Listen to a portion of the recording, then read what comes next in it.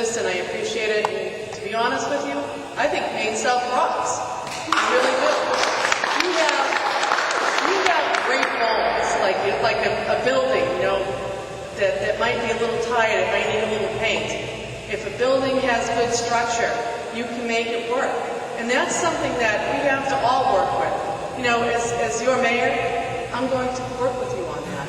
Part of what we need to do is believe in ourselves. And this isn't just a Maine South thing. This is a Worcester thing. We need to start believing that we are a great city, that we are a great neighborhood, that we can be better than anyone else. These are the things that we have to do. We have to do it from within here. I drive around Maine South. You know what I see? I see beautiful homes. I see people out there working together, helping each other. I've gone to probably more events down here in Maine South than anywhere else in the community. Because you're doing it. You're pulling it together. You are the answer to making Maine South work. I will be very happy to help you. And I hope that you consider voting for me for mayor on next Tuesday, number 3 for mayor, number 4 for council at large, and I hope to help you rock Maine South. Thank you.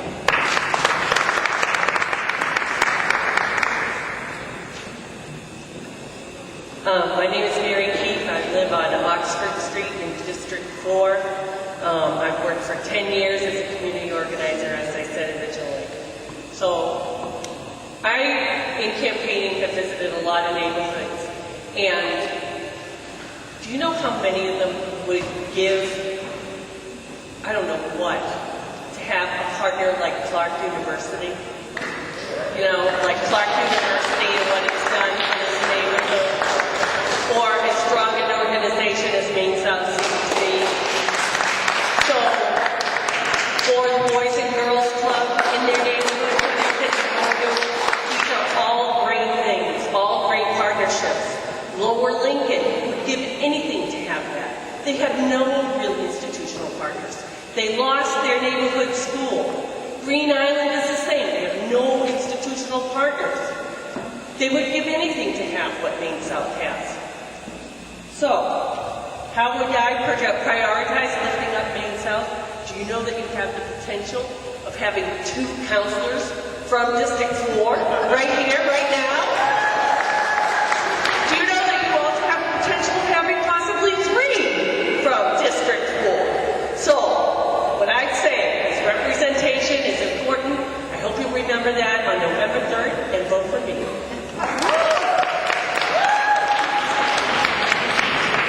All right, Harvey, you want to come up here?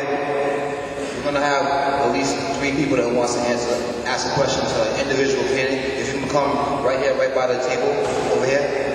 3 people. Some of the candidates got to leave because we told them it's going to be 8 o'clock and we're running overtime.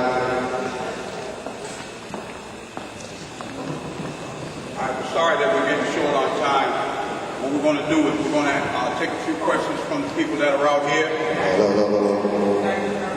Are there any questions? First of all, I want to say... Okay.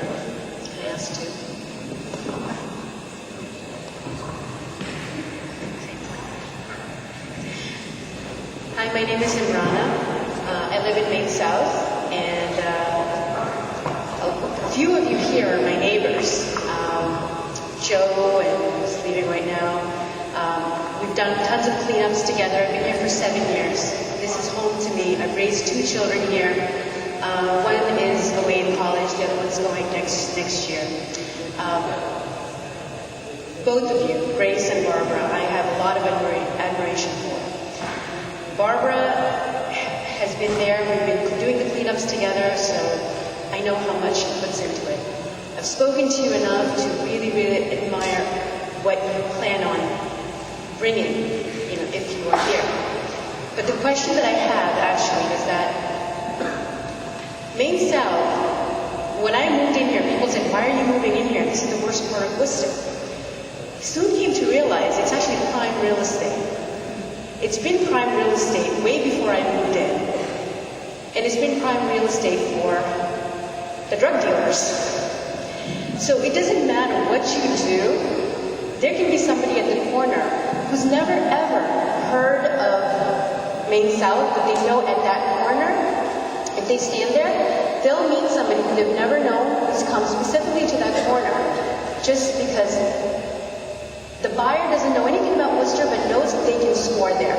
They can get whatever they want. So the question is, how do we take that out of the picture? How do we make that corner, the corner of Oregon, Castle, Maine, how do we make that devalue to the drug dealers and to the buyers? Because it's like the buyers cannot be there. I've personally thought about going there and taking pictures of people. I don't know if that's legal or not, but I want to hear from both Barbara and from Grace. What's the strategy to basically, because this has been going on probably, I'm thinking, maybe at least 20 years? Yeah.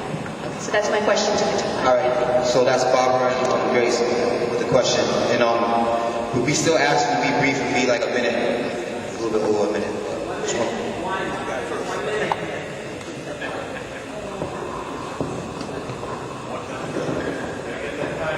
And Marana is also the person who brought the Maine South Farmers Market to Maine South this year, so thank you for doing that, Marana. And with REC. This is the street I live on that we're talking about, the corner of Maine and REC Castle, which is an enclave for drug trafficking, that we've been working very hard. Over a year and a half ago, we started a neighborhood watch that meets once a month, and we had an outreach worker from the Maine South CDC, Casey Starr, who's here tonight, work with the owners and residents of the area right around that corner. We work with the police department. The police department comes to our meetings, and we strategize about how to correct that. So certainly increased police enforcement is part of it, and we do have a number of neighbors that are cooperating with the police to identify patterns of bad behavior, and we are working to break that up. But the other part is, and as Chief Jim has taught us, is that you can't arrest your way out of this problem. It's an important aspect to it, but it's not going to solve it.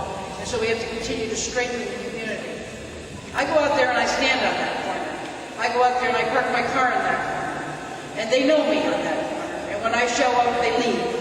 And we need to strengthen the whole community to be able to have that same impact. So that when we come out as neighbors and business owners and stand on that corner, the people leave. That's what we're working on. We've made some progress. We have lots more to go. But I invite all to join us in that effort to reclaim that corner and other corners in our city that are like that.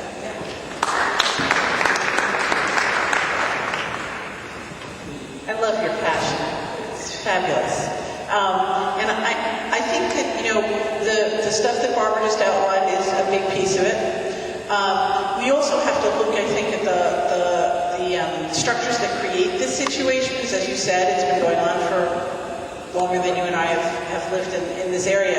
And so it is partly creating an atmosphere where people are present and are watching. But we have a larger system here. Part of what allows the drug stuff to continue is also guns.